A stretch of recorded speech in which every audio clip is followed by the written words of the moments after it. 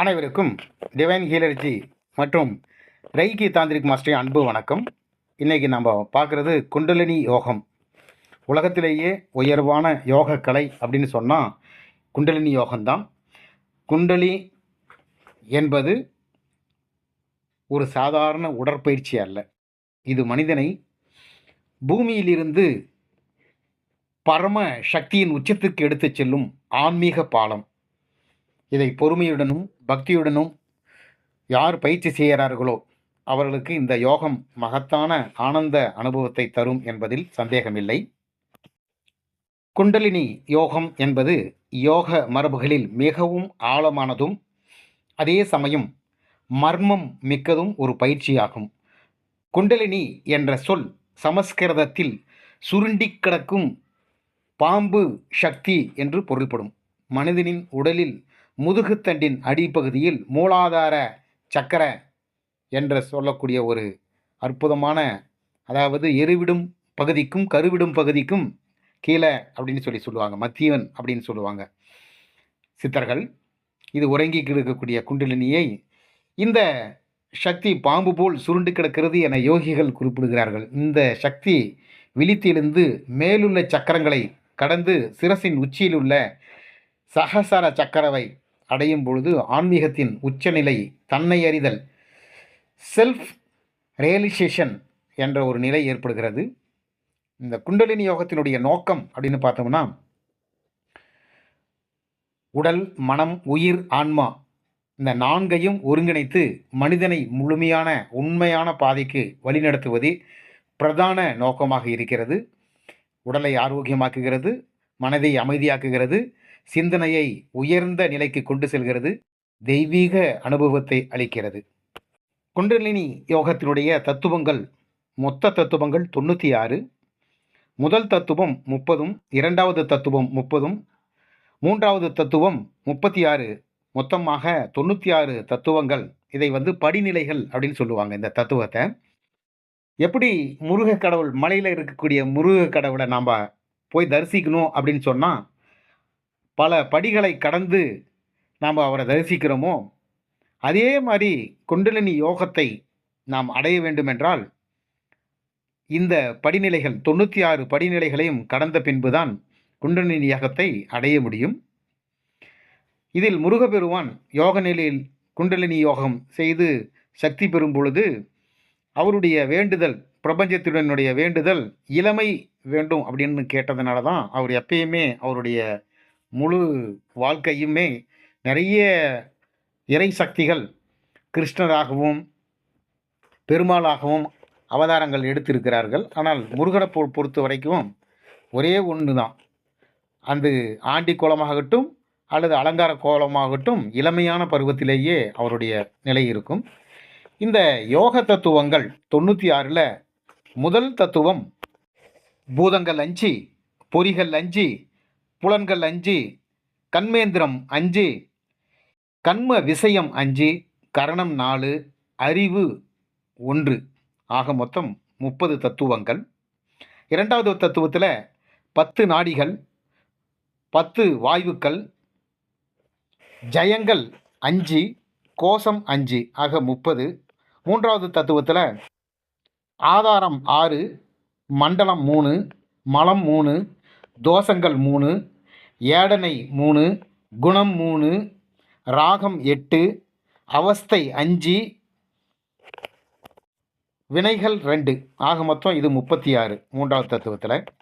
இப்பொழுது முதல் தத்துவத்தை பார்க்கலாம். பூதங்கள் 5 அப்படின்னா நிலம், நீர், நெருப்பு, காற்று, ஆகாயம் ஆகிய 5 பூதங்கள். நிலத்துக்கு காஞ்சிபுரம், நீருக்கு திருவானைக்காவல், அக்னிக்கு திருவண்ணாமலை, காற்றுக்கு காளஹஸ்தி, சுத்தவெளி என்று சொல்லக்கூடிய ஆகாயத்துக்கு சிதம்பரம். அடுத்தது பொறிகள் 5. பொறிகள் என்பது செவி, உடம்பு, கண், நாக்கு, மூக்கு. இந்த 5 பொறிகள்லையும் நாம் நம்மளுடைய உணர்வுகளை கடக்க வேண்டும். அடுத்து புலன்கள் 5. மேற்கூறிய இந்த பொறிகளிலிருந்து வரக்கூடிய அனுபவங்களை தான் புலன் அப்படின்னு சொல்கிறாங்க. சத்தம் கேட்கறது செவிக்கு. உடம்பு பரிசத்தை, அதாவது தொடு உணர்வை உருவாக்குகிறது. கண் உயிர் கூற வந்து உருவத்தை காணப்படுகிறது. நாக்கு ரசம் அறுசுவையை உணர்கிறது. அறிவு நாசியானது கந்தம் அப்படின்னு சொல்லக்கூடிய நுகர்ச்சித்திறனை அறிகிறது. இது புலன்கள். இப்போ நம்ம பார்த்த பூதம் 5, பொறிகள் 5, புலன்கள் 5 நம்மளுடைய உடம்புல இருக்கக்கூடிய பஞ்சபூதங்களும் பஞ்ச உறுப்புகளை பற்றி தான் சொல்லியிருக்குது. அடுத்தது கண்மேந்திரம் 4வது விஷயம், அதுவும் 5. அது வாய், கால், கை, அபானன், குறி அப்படின்னு சொல்லிட்டு 5. கண்மேந்திரங்கள் அப்படின்றதுக்கு கருவிகள் அப்படின்னு சொல்லிட்டு ஒரு பேர் இருக்குது. அதாவது நாம் இயல்பான வாழ்க்கையில் எதையெல்லாம் பயன்படுத்துகிறோமோ அந்த கருவிகளை தான். வாய் வாக்கு சொல்கிறதுக்காக, கால் பாதம் வந்து நடக்கிறதுக்காக, கைகள் வந்து தொழில் செய்கிறதுக்காக பயன்படுது. அபானன் அப்படின்றது பாயுனாரு அப்படின்னு சொல்லுவாங்க. அபானன் அப்படின்னு சொன்னால் மலவாய் தான் அபானன் அப்படின்றது. உபத்தம் அப்படின்றது குறியை சொல்கிறது, இன உறுப்பை சொல்கிறது. இந்த கண்மேந்திரங்கள் 5 வந்து நம்ம பயன்படுத்துறதுக்குரியது தான். அடுத்தது கண்ம விஷயம் அப்படின்னு சொல்லிட்டு மறுபடியும் ஒரு 5. இந்த கண்மேந்திரத்தினுடைய 5லிருந்து வரக்கூடியது தான் கண்ம விஷயங்கள். வாய்க்குரிய கூறு வசனம், வார்த்தையாக பேசுறது. காலுக்குரிய கூறு கமலம், நடை போடுறது.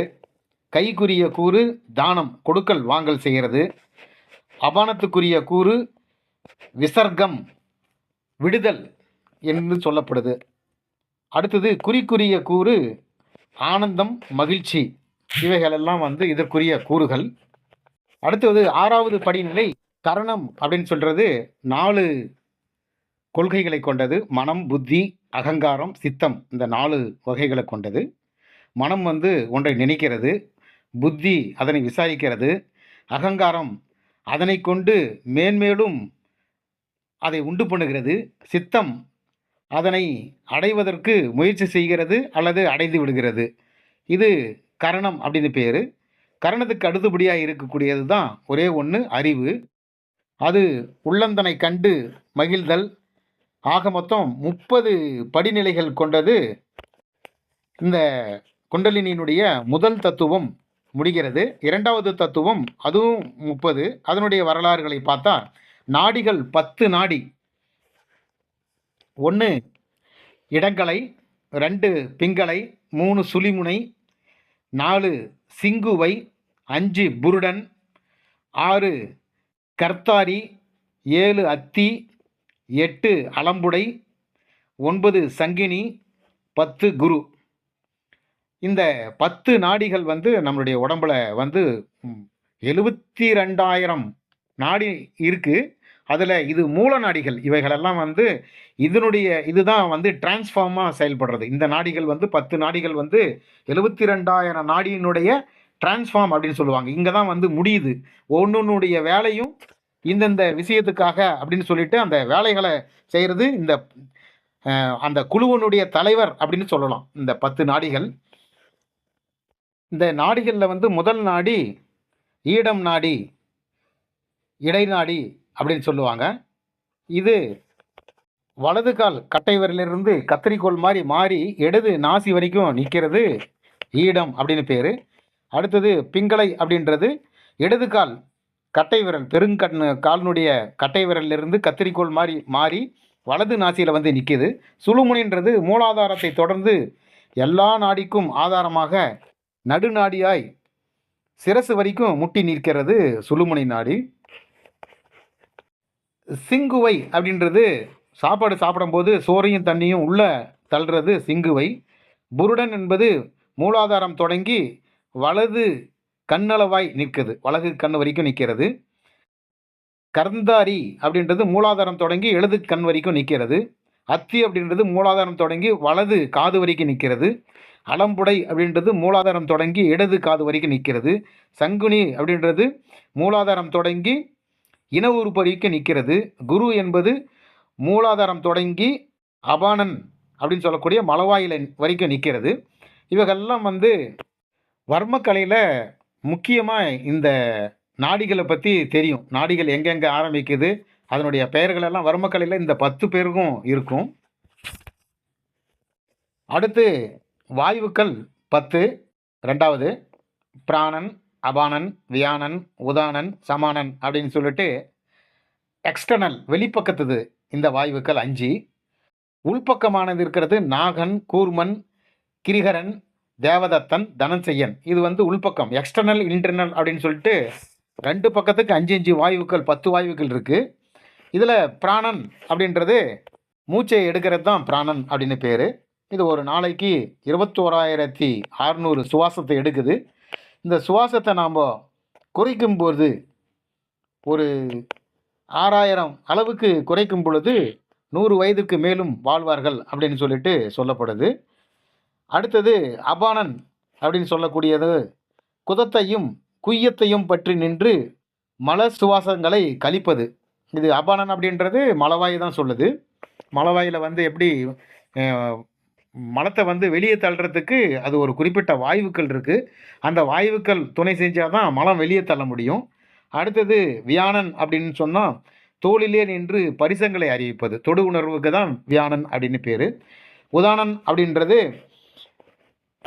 நம்ம சாப்பிட்ட சாப்பாடு வந்து எல்லாம் சாராக மாற்றி, அதாவது மருத்துவம் சொல்லுது இல்லையா, அதை வந்து குழம்பாக மாற்றி அதிலிருந்து சக்திகளை எடுத்து உடம்புக்கு கொடுக்குது அப்படின்றது இந்த உதாரணம் தான் செய்யுது. இது வந்து 72,000 நாடி நரம்புகளில் களம் பிரித்து சரீரத்துக்கு கொடுக்கறது இதனுடைய வேலை, உதாரணனுடைய வேலை. சமானனுடைய வேலை எல்லா வாயுக்களையும் ஏற்றுறது, இறக்கிறது, இதை பூராமே சமன் செய்கிறது. அதனால் சமானன் அதுக்கு பேர். இந்த எக்ஸ்டர்னல் முடித்து இன்டர்னல்குள்ளே வரலாம். உள்வாயுக்கள் இதெல்லாம். நாகன் அப்படின்றது கொட்டாவி, விக்கல், இதுக்கு உண்டான ஒரு வாயு. கூர்மன் அப்படின்றது கண்ணிலே நின்று இமைக்கிறதுக்குரிய கண்ணுடைய செயல்பாடு எல்லாத்துக்கும் கூர்மன் என்ற வாயு தான் பார்க்குது. கிரிகரன் அப்படின்றது புருவ மத்தியை பற்றி நின்று தும்பல், அழுவுறது, இதெல்லாம் வந்து கிரிகரன் பார்த்துக்குது. தேவதத்தன் வந்து விழித்திருக்கும் போது ஓடுறது, உலாவுறது, நம்மளுடைய மொத்த அனுபவங்களும் தேவதத்தன் பார்த்துக்குது. தனஞ்செய்யன் அப்படின்றது பிராணன் உடம்பை விட்டு போனாலும் அது வந்து வெளியே போகாது. அது வந்து சித்தர்களுக்கு மாதக்கணக்காக, ஆண்டு கணக்காக கூட அது உள்ளேயே இருக்கும். ஏன்னா உடல் கெடாத இருக்கிறதுக்காக அந்த தனஞ்செய்யன் வந்து எல்லா சித்த யோகிகளும் ரமண மகரிஷியிலிருந்து எல்லா சித்தர்களும் இந்த குண்டலினி எழுப்பிட்டாங்கன்னா தனஞ்செய்யன் உள்ளே நின்றுடும். இந்த தனஞ்செய்யன் 10 வாயுக்குள்ள தலைவன். இந்த தனஞ்செய்யன் உள்ளேயே இருந்துச்சுன்னா என்ன செய்யணும்னா உடம்பு கெடாது. உடம்பு வந்து அப்படியே இருக்கும், பதப்படுத்தப்பட்ட உடம்பு மாதிரியே இருக்கும். இதை வந்து பரமஹம்ச யோகானந்தா அவர்கள் வந்து தன்னுடைய இந்த தனஞ்செய்யனுடைய வாயுவை உள்ளே நிறுத்தி தன்னுடைய உடம்பை கெடாமல் மாதக்கணக்கில் ஆய்வுக்காக வெளிநாட்டுகளில் வந்து ஆய்வு செஞ்சு பார்த்துக்கங்க அப்படின்னு சொல்லிட்டு விட்டுட்டு போனார். இது வந்து அறிவியலுக்கு அப்பாற்பட்டது தான் ஆன்மீகம் அப்படின்னு சொல்கிறதுக்காக இந்த விஷயத்தை செஞ்சார் அவர். இந்த மாதிரி சாதாரணமாக சித்த யோகிகள் செய்ய முடியும். அடுத்தது ஜெயம் அப்படின்னு சொல்லிட்டு 3வது வந்து ஜெயம் வந்து 5: அமர்வாசயம், பகிர்வாசயம், ஜலவாசயம், மலவாசயம், சுக்கிலவாசயம் அப்படின்றது. அமர்வாசயம்ன்றது உண்ட சாப்பாடு வந்து தண்ணி இவைகள்லாம் உட்காரக்கூடிய இடம், அதாவது இறைப்பையை தான் அமர்வாசம் அப்படின்வாங்க. பகிர்வாசம் அப்படின்றது அன்னம் தண்ணீர் பருகும் இடம், இது வந்து வாயு தான் பகிர்வாசம் அப்படின்னு சொல்கிறது. சலவாசனம் அப்படின்றது ஜலக்குழி இறங்கும் இடம், அதாவது தொண்டையை தான் வந்து சலவாசனம்னுவாங்க. மலவாசனம்ன்றது மலக்குழி, மலம் இறங்கக்கூடிய இடத்த வந்து. சுக்கிலவாசம் அப்படின்றது இன உறுப்புகளினுடைய இடங்களை வந்து சொல்லுது. அது 4வதாக கோஷங்கள் 5. அது வந்து அன்னமய கோஷம், பிராணமய கோஷம், மனோமய கோஷம், விஞ்ஞானமய கோஷம், ஆனந்தமய கோஷம் அப்படின்னு சொல்லிட்டு 5 கோஷங்கள் இருக்குது. இதில் அன்னமய கோஷம் அப்படின்றது உடம்பை குறிக்குது. பிராணமய கோஷம்ன்றது நுரையீரலை குறிக்கிறது. பிராணமயம் அப்படின்றது காற்று போய் வரக்கூடிய இடம். மனோமய கோஷம் அப்படின்றது மனசை குறிக்கிறது. விஞ்ஞானமய கோஷம்ன்றது அறிவு குறிக்கிறது, ஞானத்தை குறிக்கிறது. ஆனந்தமய கோஷம்ன்றது இது உள்முகமாக இருக்கக்கூடிய எல்லா யோக நிலையை குறிக்கக்கூடியது தான் ஆனந்தமயம். இது எல்லாமே எல்லாம் இன்பம் அப்படின்னு சொல்லுவாங்க, எல்லாம் ஆனந்தமயம் அப்படின்றது தான் இது. இந்த தத்துவங்கள் முடிச்சுட்டு அடுத்தது 3வது தத்துவம். 36 தத்துவங்கள் இருக்குது. அதில் முதல் தத்துவம் ஆதாரங்கள், 6 ஆதாரங்கள் இருக்குது. அதாவது மூலாதாரம், சுவாதிஷ்டானம், மணிப்புரம், அநாகதம், விசுக்தி, ஆஞ்ஞை. இது வந்து நிறைய இடத்துல வந்திருக்கு. ஆதாரங்கள் அப்படின்றது 6. 7வது சகசாரத்தை வந்து கணக்கில் எடுத்துக்க மாட்டாங்க. ஏன்னா அது 1000 தாமரைதல். அதனால் ஆதாரங்களை பொறுத்த வரைக்கும் 6 ஆதாரங்க தான் சொல்லுவாங்க. மூலாதாரம் அப்படின்றது எருவிடும் இடத்திற்கும் கருவிடும் இடத்திற்கும் மத்தியில் இருக்குது அப்படின்னு சொல்லிட்டு சித்த புருஷர்கள் இடத்தை குறிச்சிருக்கிறாங்க. இது வந்து கீழே வந்து சப்பனமிட்டு உட்காந்தோம்னா நம்மளுடைய குதிங்கால் வந்து உள்ளே கொண்டு போனோம்னா கரெக்டாக அந்த இடத்துல குத்தும். அப்படி குத்தி உட்காரணும் அப்படின்னு சொல்லிட்டு யோக நூல்களில் சொல்லியிருக்கு. எப்பயுமே உட்காரும் பொழுது அந்த மூலாதாரத்தை நம்மளுடைய காலினுடைய பின்பகுதி வந்து சப்பனம் கொட்டு போட்டு உட்காரும் போது அது உள்ள இழுத்தோம்னா அது கரெக்டாக அந்த குண்டலினி யோகம் இருக்கக்கூடிய மூலாதாரம் இருக்கக்கூடிய பகுதியை கரெக்டாக குத்தும் அப்படின்னு சொல்லியிருக்கிறாங்க. இது வந்து எருவிடும் பகுதிக்கும் கருவிடும் பகுதிக்கும் மத்தியில் இருக்குது. அடுத்தது சுவாதிஷ்டானம் அப்படின்றது கொஞ்சம் மேலே. இது வந்து இன உறுப்புகளும் இன உறுப்பு சம்மந்தப்பட்டது. அதாவது நீர், கிட்னி, யூரினல் பிளாடரு இதெல்லாம் இருக்கக்கூடியது சுவாதிஷ்டான சக்கரங்கள். அடுத்தது மணிப்புரம் அப்படின்றது வந்து தொப்புள் குழி. இந்த மணிப்புரம் அப்படின்றது சோலார் ஃப்ளக்ஸஸ் அப்படின்னு சொல்லிட்டு அதுக்கு பேர். இந்த சோலார் ஃப்ளக்ஸஸ் கெட்டால் தான் வந்து அறிவு கெடும். இது வந்து ரொம்ப முக்கியமான புள்ளி இதில். அடுத்தது அநாகதம் அப்படின்றது இதயம், இதய கமலம் அப்படின்னு சொல்லுவாங்க. 1000 நம்ம இதயத்துக்கு மேலே சினோ அட்ரினல் நோடு அப்படின்னு சொல்லிட்டு ஒரு பகுதி இருக்குது. அதுதான் அந்த மின்சாரத்தை வந்து உற்பத்தி பண்ணி இதயத்தை துடிக்க வைக்கிறது. இது அநாக சக்கரத்துக்குரியது. இது வந்து அன்பு. இதில் பூராமே இருக்கிறது பூராமே அன்பு. ஒருத்தனுக்கு வந்து ரொம்ப அன்பாக மக்கள்கிட்ட எப்பயுமே அன்பாகவே இருக்கிறாங்க அப்படின்னு சொன்னால் அநாத சக்கரம் ஆக்டிவேட் ஆச்சு அப்படின்னு சொல்லி தான் அர்த்தம். மதர் தெரசா வந்து இந்த அநாத சக்கரம் வந்து 100% ஆக்டிவேட் ஆனாங்க அப்படின்னு சொல்லிட்டு கண்டுபிடிக்கப்பட்டிருக்கு. அடுத்தது விசிக்தி அப்படின்றது சக்கரம் வந்து தொண்டைக்குழி, திருநீல கண்டம் அப்படின்னு பேர். தொண்டை வந்து ஒரு முக்கியமான பகுதி அது. அதில் முக்கியமாக சொல்லப்போனால் இந்த விசுக்தி கெட்டால் தான் உடம்பு கெடும். இது நம்ம வந்து நமக்கு வந்து உடம்பு சரியில்லைன்னா நாளைக்கு உடம்பு சரியில்லாத போச்சுன்னா இன்றைக்கே வந்து தொண்டை கட்டும், கரகரப்பாக இருக்கும், தொண்டையில் வந்து எச்சில் முழுங்க முடியாமல் ஒரு நிலைகள் உண்டாகும். இதெல்லாம் வந்து விசுக்தி சக்கரம். இது இது திருநீல கண்டம்னு பேர். அது கண்டம்னே பேர். அது பேர் அந்த இடத்துல கெட்டால் தான் வந்து ஒருத்தனுக்கு வந்து வியாதியே வரும், இல்லைன்னா வியாதியே வராது. ஒரு கால் வந்து தொண்டையில் வந்து கரகரப்பு, தொண்டையில் இருக்கக்கூடிய பிரச்சனைகள் இல்லாத இருந்துச்சுன்னா அவனுக்கு வந்து எந்த வியாதியுமே வராது அப்படின்னு சொல்லுவாங்க. விசுக்தின்றது ரொம்ப முக்கியமான சக்தி. அது ஆஞ்ஞா சக்தி அப்படின்றது தான் நெற்றிக்கண், இரு புருவங்களுக்கு மத்தியில் இருக்கக்கூடிய நெற்றிக்கண், 3ஆம் கண் அப்படின்னு சொல்லுவாங்க. லலாடப்பூட்டு அப்படின்னு சொல்லிட்டு சித்தர்கள் வர்ணிக்கக்கூடிய இடம். இது ரொம்ப ரொம்ப முக்கியமான இடம். ஆஞ்ஞா சக்கரம் ஓப்பன் ஆகிடுச்சுன்னா நமக்கு நாம் யார், நாம் எங்கேருந்து வந்தோம், எங்கே போக போகிறோம், நம்முடைய தன்மை என்ன, நம்ம செயல்பாடு என்ன, ஒருத்தரை பார்க்கும்போது பார்த்த உடனே அவருடைய முழு நிலையும் சொல்ல முடியும். இப்படிப்பட்ட தன்மைகள் கொண்டது தான் இந்த ஆஞ்ஞா சக்கரம். இவ்வளோ முக்கியமானது. அடுத்தது 2வதாக பார்த்தோம்போது மண்டலங்கள் 3 அப்படின்னு சொல்கிறாங்க. அக்னி மண்டலம், ஆதித்த மண்டலம், சந்திர மண்டலம் அப்படின்றது இது வந்து நாடிகளை தான் வந்து 3 பித்தம், கபம், சிலேகம் அப்படின்னு சொல்லுவாங்க. வெப்ப நோய்கள், குளிர்ச்சி நோய்கள், அப்புறம் காற்று வாயுவினால் ஏற்படக்கூடிய நோய்கள் வந்து இதில் தான் உருவாகுது. இந்த மண்டலம் 3ல் தான் உருவாகுது.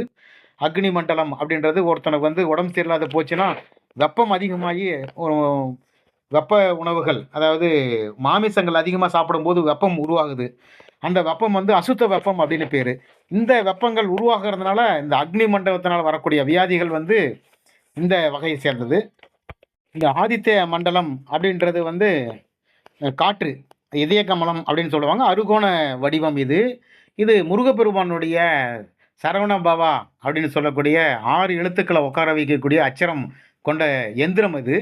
அறுகோண சக்கரம் அப்படின்னு பேர். அது பேர் அதாவது ஒரு முக்கோணத்துக்கு மேலே 2வது முக்கோணத்தை தலைகளை போட்டோம்னா ஆண் பெண் தன்மை அப்படின்வாங்க. நேராக இருக்கக்கூடிய முக்கோணம் ஆண் தன்மை, தலைகளை இருக்கக்கூடிய முக்கோணம் பெண் தன்மை அப்படின்வாங்க. இதெல்லாம் சேர்ந்தது தான் உலகம். சிவசக்தி அப்படின்னு சொல்லக்கூடிய தன்மை இது வந்து முருகப்பெருமானுடைய சக்கரம். இது எந்திரங்கள் இதில் தான் உருவாக்குறாங்க. அதில் தான் வந்து எழுத்துக்களை அச்சரமாக போட்டு அதுலேருந்து சக்தி ஏற்றுறது தான் இது ஆதித்ய மண்டலம் அப்படின்னு பேர். இதில் போயிட்டு சொல்லிக்கிட்டு போனால் போயிட்டே இருக்கணும். அதனால் அடுத்தது சந்திர மண்டலம் அப்படின்றது குளிர்ச்சி. கீழே கிட்னி, யூரினல் பிளாடர் இருக்கக்கூடிய இடம். இதனுடைய வடிவம் பார்த்தோம்னா இது பிறை வடிவம். இது எல்லாத்துக்குமே குறியீடு இருக்குது. அக்னிக்கு வந்து சதுரம், நாட்சதுரம், அது நிலத்தை குறிக்கக்கூடியது. இந்த மாதிரி ஒன்று ஒன்றுக்குமே குறியீடு இருக்குது. நெருப்புக்கு முக்கோணம், காற்றுக்கு 6 கோணங்கள் கொண்ட அறுகோணம், அப்புறம் ஆகாயத்துக்கு வட்டம், இப்படி எல்லாத்துக்குமே வந்து குறிகள் இருக்குது. அடுத்தது நம்ம 3வதா பார்க்க போகிறது 3 மலங்கள். மலம் வந்து 3 என்னென்னன்னா ஆணவம், காமியம், மாயை அப்படின்னு சொல்லிட்டு 3 மலங்கள் இருக்கு. மலங்கள் அப்படின்னா குற்றம்னு பேர். அது பேர் நம்ம வந்து நம்முடைய உடம்புல இருந்து வெளியே போகக்கூடியது மலம்னு ஏன் வச்சிருக்கிறாங்கன்னா, அது குற்றங்கள். அந்த குற்றங்கள் இல்லாத நேரத்தில் தான் தெய்வ கடாட்சம் இருக்கும். இந்த நந்தி அகவலில் வரும் இதனுடைய விஷயங்கள் என்னன்னு சொன்னால், வாழ்கவே வாழ்க நந்தி திருஅடி, வாழ்கவே வாழ்க மலமறுத்தான் பதமே, வாழ்கவே வாழ்க மலமிலான் பதமே, வாழ்கவே வாழ்க மெஞ்ஞானத்தவனே அப்படின்னு வரும். மலத்தை வந்து நீக்கும் பொழுது நமக்கு வந்து மெஞ்ஞானம் வந்துடும் அப்படின்றதுக்காக தான் அந்த நந்தி அகவல்ல வரும். இதில் ஆணவம் அப்படின்றது உடம்பை நான் அப்படின்னு நினைக்கிறது தான் இந்த ஆணவம். இதில் நான் அப்படின்னு சொல்லிட்டு தான் அப்படின்ற இறைவனை வந்து நம்ம தூர தள்ளி வச்சுட்டு நான் என்ற அகந்திகளை தேடி பார்த்தா கிடைக்காது. அது பகவத்கீதையில் இது வரும். நான் என்றும் தான் என்றும் நாடினேன் நாடலும் நான் என்றும் தான் என்றும் இரண்டில்லை என்பதை அந்த ஞான முதல்வனே நல்கினான், நான் என்று நானும் நிலை பொழிந்தேனே அப்படின்னு சொல்லிட்டு வரும். நான் அப்படின்றது அகந்தையோட பார்த்தா தான் என்ற இறைவன் தெரியாது. இன்னும் அதுக்கு அடுத்ததே நானென என்பதின்றி எவகை பொருளும் விட்டான் தானென சரிகிறான் பார் அவனையே அடையும் சாந்தி ஈனமது அடையார் இத்த இழந்தவர் இறக்கும் முன்பே தேனு மீது அடைவார் என்னை எய்துவர் பிறவி எய்தார் அப்படின்னு சொல்லிட்டு சொல்லுவாங்க. அதனால தான் அப்படின்ற ஆணவம், உடம்பை நான் அப்படின்னு சொல்றது வந்து ஆணவம். அது எப்போ போகுது அப்படின்னு சொன்னா, இந்த யோக நிலையில நம்ம எல்லாத்தையும் இழந்துட்டு எல்லாத்தையும் கழட்டி வச்சுட்டு வெறும் துண்டை மட்டும் கட்டிக்கிட்டு எந்த ஒரு பைசா இல்லாம வெளியில போறோம் இல்லையா, பிச்சை எடுக்கிறதுக்கு போறோம் இல்லையா, அதில் தான் வந்து யோக நிலையில இந்த பிச்சை எடுக்கிறதே ஒரு யோக நிலைக்கு ஒரு முக்கியமான படிநிலை. அது வந்து பிரம்மச்சாரியம் அப்படின்னு பேர். அது பேர் பிரம்மத்தினுடைய ஆச்சாரங்களை கடைப்பிடிது. நிறைய பேர் பிரம்மச்சாரியன்னு ஒன்னே கல்யாணம் ஆகாதவன பிரம்மச்சாரியம் அப்படின்னு சொல்லுவாங்க. அப்படி கிடையாது. பிரம்மத்தினுடைய ஆச்சாரங்களை கடைப்பிடிப்பது பிரம்மச்சாரியம்.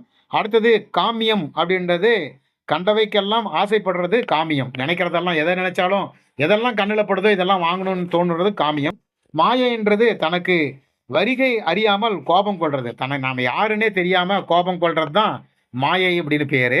இது வந்து என்னன்னா நம்ம யாருன்னே புரியாம இருக்கிறது தான் மாயை அப்படின்னு பேரு. நம்ம எங்கேருந்து வந்தோம், நம்ம எங்கே போக போகிறோம், நம்ம என்ன செஞ்சிட்டு இருக்கிறோன்றது அறியாத நிலை தான் மாயை அப்படின்னு பேர். அடுத்தது 4வதா பார்க்கறது வந்து தோஷங்கள் 3, வாதம், பித்தம், சிலேத்துவம். நம்ம ஏற்கனவே பார்த்தது தான். வாயுவையும் அக்னி அப்புன்னு சொல்லக்கூடிய நீர், இது 3 சேர்ந்தது தான் இது. இந்த 5வதா பார்க்கறது ஏடனை அப்படின்னு பேர். இது வந்து நம்ம இந்த உலகத்தினுடைய ஆசையை தான் அதுவும் சொல்லுது. அர்த்த வேடனை அப்படின்னு சொன்னால் பணத்தை தேடிக்கிட்டு ஊரெல்லாம் சுற்றுறது, வெளிநாட்டுக்கு போகிறது, இதெல்லாம் செய்கிறது. பணத்துக்காக நம்ம உலகமெல்லாம் சுற்றி சம்பாதிக்கிறதுக்காக போகிறது தான் அர்த்த வேடனை பேர். புத்திர வேடனை அப்படின்றது வந்து நம்மளுடைய வம்சத்தை விருத்தி பண்ணுறதுக்காக நாம் தொழில் செய்கிறது. உலக எடனை அப்படின்றது உலகமெல்லாம் தேடி நம்மளுடைய அனுபவம் பெறுறதுக்காக தேடுறது. இது உலக எடனை அப்படின்னு பேர். அடுத்தது 3 குணங்கள், ராஜசம், தாமசம், சாத்வீகம் அப்படின்னு. ராஜசம் அப்படின்றது அகங்காரமாய் மத்தியில் குணம் வர்றது. தாமசம் அப்படின்றது அதாவது மத்திய நிலையில் இருக்கக்கூடியது. இதுவும் மோசமான நிலையும் இல்லாமல் நல்ல நிலையும் எல்லாம் இருக்கிறது. சாத்வீகம்ன்றது யாருக்கும் நல்லவனாக உத்தமனாக இருக்கிறது சாத்வீகம் அப்படின்றது.